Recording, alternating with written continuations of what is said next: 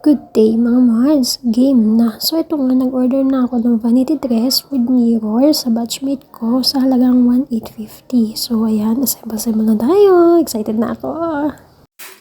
Thank you batch from Kawayan. So ayan, kahit naabutan kayo ng ulan, worth it. Diba? May nag-confirm orders again. Di-deliver ulit kayo.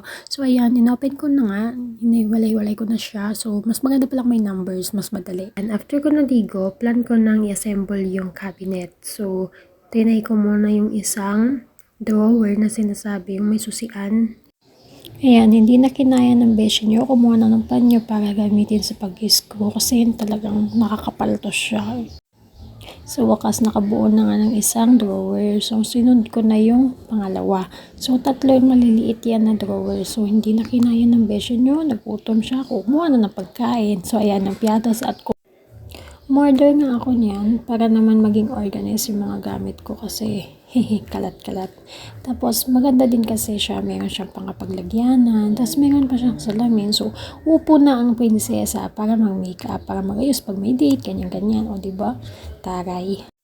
Sa pagbuo ng vanity dress with mirror, mahirap din talaga. Kailangan mo din siya ng pagtitiis at pagtsatsaga.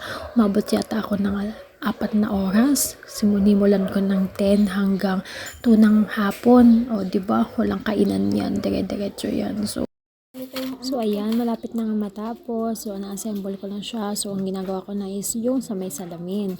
So, pag nakabit ko na yung salamin, tadan! Tapos na! Ayan na nga, tapos na. So, meron siyang 3 drawer. So, ayan yung salamin. O, diba? Meron pa siyang 4 lock. Ganyan.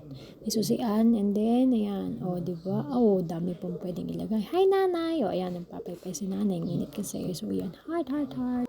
Okay, thank you for watching. Bye!